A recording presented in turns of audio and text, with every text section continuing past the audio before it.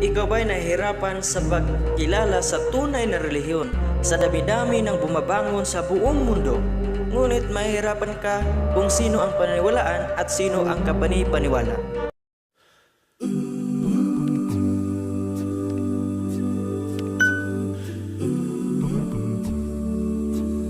Base sa World Statistics Record, 7.8 billion population throughout the world sa record ng 2020 at merong 4,200 different religions in the world at meron siyang 41,000 Christian denomination and organization in the world today at ang mga ateista ay merong 450 to 500 millions positives atheists and agnostics worldwide and 7% of the world's population, with China having the most atheists in the world, 200 million convinced atheists according sa demographic of atheism Wikipedia. Sa Biblia ay iisa lamang ang kilalaning tunay na relihiyon, ang iyong isang Panginoon, isang pananampalataya at isang bautismo. Merong 6 na palatandaan sa tunay na relihiyon. Number 1, nagtuturo sa kaligtasan sa pamagitan ng pananampalataya. Efeso 2:8-10, sapagkat sa biyaya kayo'y nangagligtas sa pamagitan ng pananampalataya at ito'y hindi sa inyong sarili. Ito'y kaloob ng Diyos, hindi sa pamagitan ng mga gawa upang ang sinuman ay huwag magmapuri. Sapagkat tayo'y kanyang gawa na nilalang kay Kristo Jesus para sa mabubuting gawa na mga inihanda ng Diyos ng una upang siya ay nating lakaran. Kaya ang kaligtasan ay nasa kay Kristo at hindi yung pumasok ka sa relihiyon upang ikay maligtas. Kundi si Kristo ang kaligtasan. Si Kristo ang tinuturo na mangliligtas. At ang pangalawang palatandaan sa tunay na relihiyon, iniingatan ang kautusan ng Panginoon. Huwag ninyong isiping ako'y naparito upang sirain ang kautusan o ang mga propeta. Ako'y naparito hindi upang sirain kundi upang ganapin. Sapagkat katotohanan ang sinasabi ko sa inyo, hanggang sa mga wala ang langit at ang lupa, ang isang tuldok o isang pudlit sa anumang paraan ay hindi mawala sa kautusan hanggang sa maganap ang lahat ng mga bagay. Kaya't ang sinumang sumuway sa isa sa kalitliitang mga utos na ito at ituro ang gayon sa mga tao ay tatawaging kaliit-liitan sa harapan ng langit. Datapwat ang sinumang gumaganap na at ituro, ito'y tatawaging dakila sa harapan ng langit. Mateo 5:17-19. So, ang kautusan pala ay hindi sinira kundi ganapin. Ito po ang mga tunay na relihiyon na kanilang iniingatan ang kautusan na itong love to God and love to man na iniingatan ng mga relihiyon na ito. At ang kanilang sinasalita sa kautusan at patutuo, kung hindi sila nagsalita ng ayon sa salitang ito, tunay na walang umaga sa kanila. Isaiah 8:20. Kaya marami ngayong pare-pareho ang relihiyon sa 41,000 Christian denomination. Isa lamang ang nagtuturo ng kautusan at nagpatutuo kay Jesus. Ang lahat ng yan ay mga walang umaga sa kanila dahil minawala nila ang kautusan ng Panginoon. Kaya sila ay mga huwad na bumabangon sa ngayon. Ang pangatlong patutuo sa tunay na relihiyon, nag-iingat sa mga kinakain at iniinom. At sa kanila, ituturo sa aking bayan ang pagkakaiba ng banal at ng karaniwan at ipakilala nila sa kanila ang marumi at malinis. Ezekiel 44:23. Pansinin nyo, ang kanilang ipinakilala ang banal at karaniwan at malinis at marumi. Yan ang ituturo sa mga relihiyong ito. Bakit? Dahil kaya't kung kayo'y magsikain man o nagsiinuman o anuman ang inyong ginagawa ay gawin ang lahat sa ikaluwalhati ng Panginoon. 1 Corinthians 10:30. Maging sa pagkain at pag-inom at ginagawa ay nagpupuri sa Panginoon sapagkat iniingatan lang ang kanilang katawan sa pamagitan ng pagkain at kanilang iniinom. Dahil concern ang Panginoon sa kalusugan ng tao. Minamahal aking idadalangin na sa lahat ng mga bagay ay gumiginhawa ka at gumuti ang iyong katawan na gaya ng pagginhawa sa iyong kaluluwa.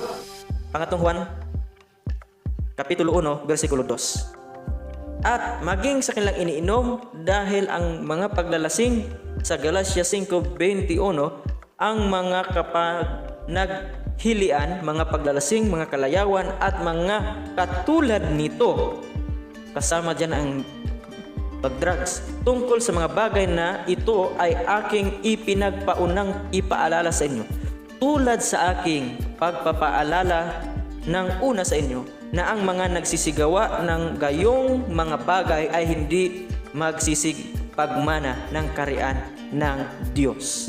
Yun po ang kanilang mga ginagawa sa mga hindi nag-iingat sa kanilang katawan. Pero yung mga tunay na relihiyon ay iniingatan lang ang kanilang mga iniinom at kinakain.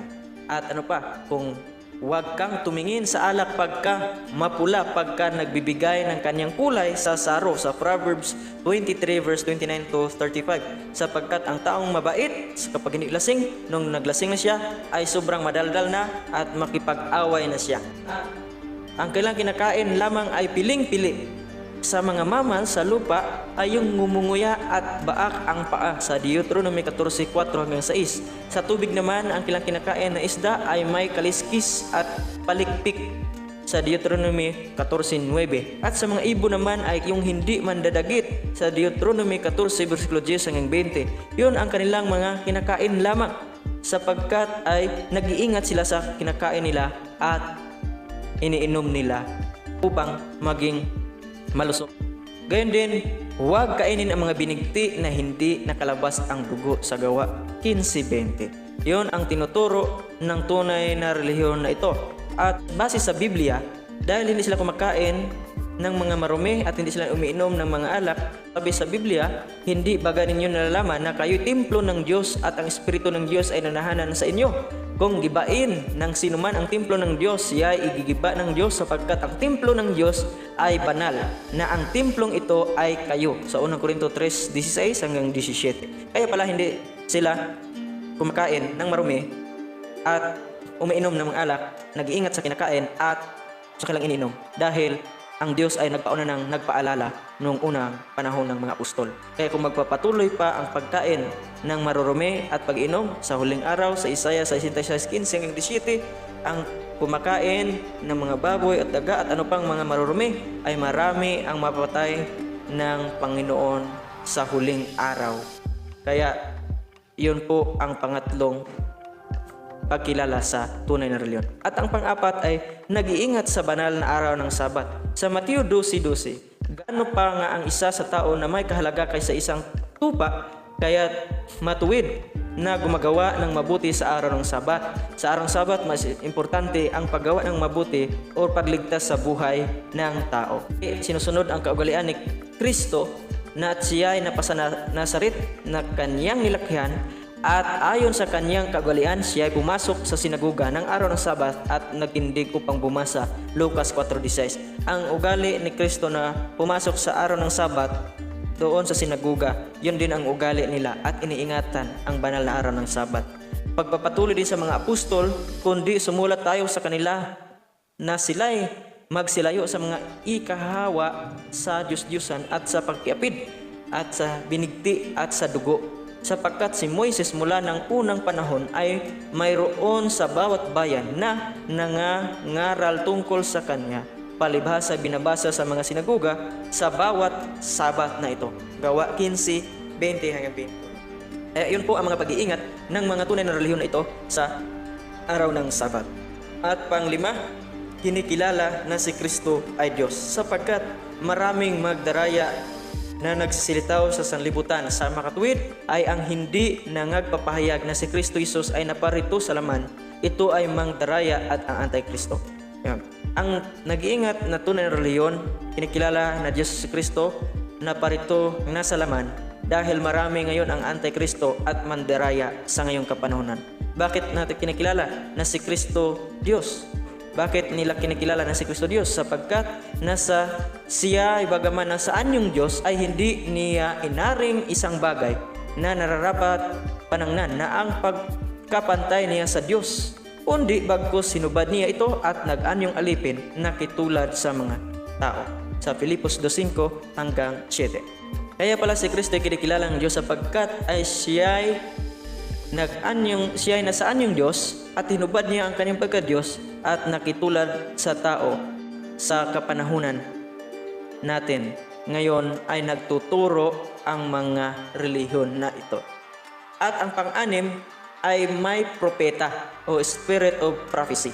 At nagalit ang dragon sa babae at umalis upang bumaka sa nalabi sa kanyang binhi na siya ay nagsitupad ng mga utos ng Diyos sa mga bagay na may patutuo ni Isus sa Apokalipsis 12:7. Ang propeta na sa mga relihiyon ay nagtuturo sa mga utos ng Diyos at may patutuo ng Diyos. Kaya kung wala silang nagtuturo nito, sila'y walang mga umaga nito. At ako'y napatira pa sa kanyang paanan upang siya'y aking sambahin at sinasabi niya sa akin, ingatan mong huwag gawin iyan, ako'y kapwa mo alipin at ng iyong mga kapatid na mayroong patutuo ni Isus. Sumamba ka sa Diyos sapagkat ang patutuo ni Isus ay siyang espiritu ng hula. Kaya ang tunay na reliyon ay may propeta at nagtuturo sa kautusan at patutuo ni Isus, at gayon din ay mayroong espiritu ng hula. Kaya yun po ang 6 na palatandaan na sa pagkilala sa tunay na relihiyon. Number 1, nagtuturo sa kaligtasan sa pamagitan ng pananampalataya. Pangalawa, iniingatan ang kautusan ng Panginoon. Pangatlo, nag-iingat sa mga kinakain at iniinom. At pang-apat, nag-iingat sa banal na araw ng Sabat. At pang-5, kinikilala na si Kristo ay Diyos at may propeta or spirit of